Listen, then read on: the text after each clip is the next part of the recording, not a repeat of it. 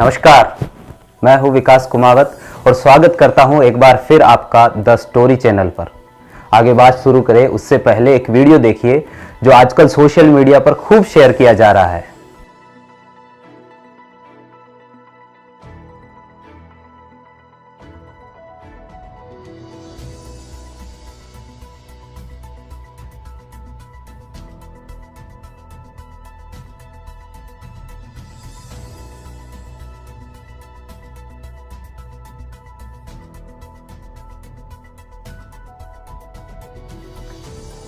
Video में एक चूहा बिल्ली से उसका खाना छीनकर बिल्ली को भगा देता है।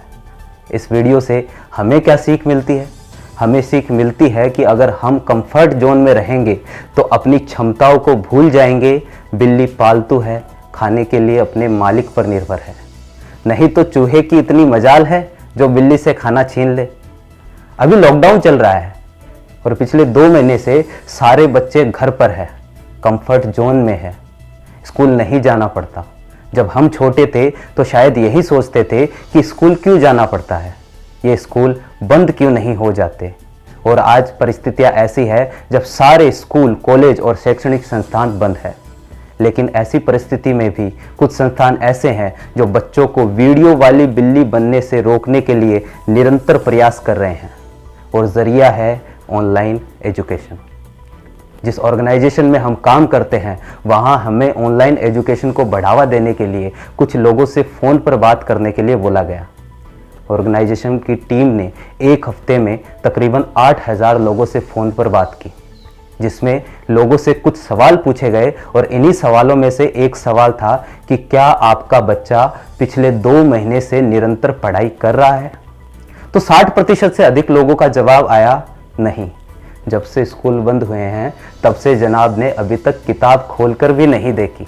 कुछ लोगों ने कहा कि स्कूल बंद होने की वजह से बच्चों का रूटीन नहीं बन पा रहा है और हमारे स्कूल और कोचिंग बच्चों को यही रूटीन बनाकर देते हैं और लॉकडाउन में भी यही रूटीन बनाने के लिए मदद कर रहे हैं ताकि कहीं हमारे बच्चे कंफर्ट जोन में अपनी क्षमताओं को ना भूल जाएं।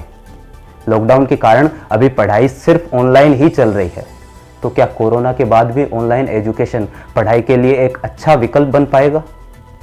इस सवाल का जवाब जानने के लिए ई लर्निंग प्लेटफॉर्म की मार्केट ग्रोथ पर एक नज़र डालते हैं। KMPG एक इंटरनेशनल ऑर्गेनाइजेशन है जो व्यावसायिक ग्रोथ से जुड़े सर्वे पर अपनी रिपोर्ट देता है। इसके अनुसार 2016 में भारत का ई लर्निंग मार्केट $0.25 बिलियन का था, जो 52% CAGR के साथ 2021 में $1.9 बिलियन का हो जाएगा। ये CAGR क्या है? तो इसका फुल फॉर्म होता है कंपाउंड एनुअल ग्रोथ रेट, यानी चक्रवृद्धि वार्षिक वृद्धि दर। अगर आप किसी सरकारी नौकरी की तैयारी कर रहे हैं तो ये फुल फॉर्म याद रखिएगा, पूछी जा सकती है। तो मार्केट ग्रोथ देखकर यह तो अनुमान लगाया ही जा सकता है कि अभी ई लर्निंग का दौर सिर्फ शुरू हुआ है। तो अगर कोरोना खत्म भी हो जाए तो भी ई लर्निंग प्लेटफॉर्म की ग्रोथ होनी अभी बाकी है। तो अब सवाल ये उठता है कि क्या ऑनलाइन एजुकेशन ऑफलाइन सिस्टम को पूरी तरह से खत्म कर देगी? इस सवाल का जवाब भी कुछ तथ्यों के साथ देंगे। वीडियो के शुरू में हमने आपको बताया कि हमने तकरीबन 8000 कॉल किए, उनमें से बहुत सारे ग्रामीण इलाकों के लोग थे। वहां से ई लर्निंग पर हमें जवाब मिला कि उन्हें ऑनलाइन पढ़ाई के बारे में नहीं पता। उन्होंने कहा जब लॉकडाउन खुलेगा तब वो ऑफलाइन ही अपनी पढ़ाई शुरू करेंगे। तो गांव में ई लर्निंग को लेकर जागरूकता की कमी है। ऐसे में यहां ऑनलाइन पढ़ाई कैसे होगी?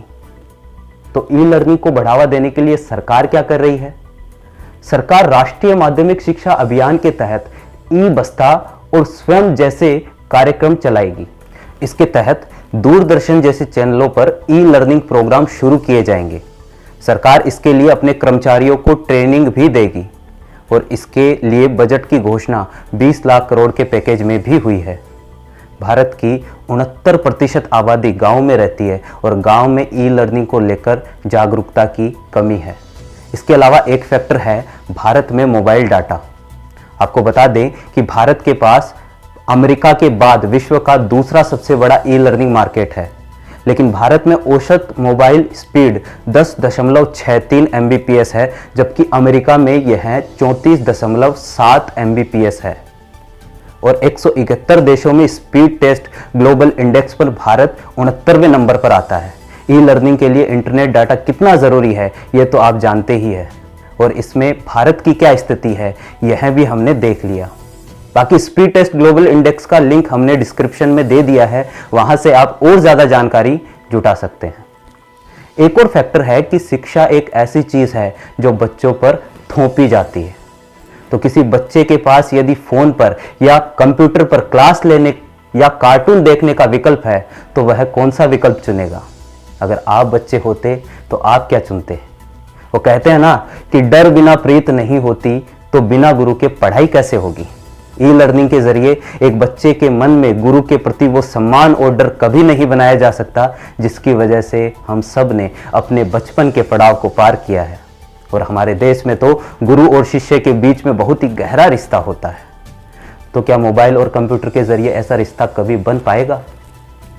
तो ये कभी नहीं हो सकता कि ई लर्निंग ऑफलाइन को पूरी तरह खत्म कर दे।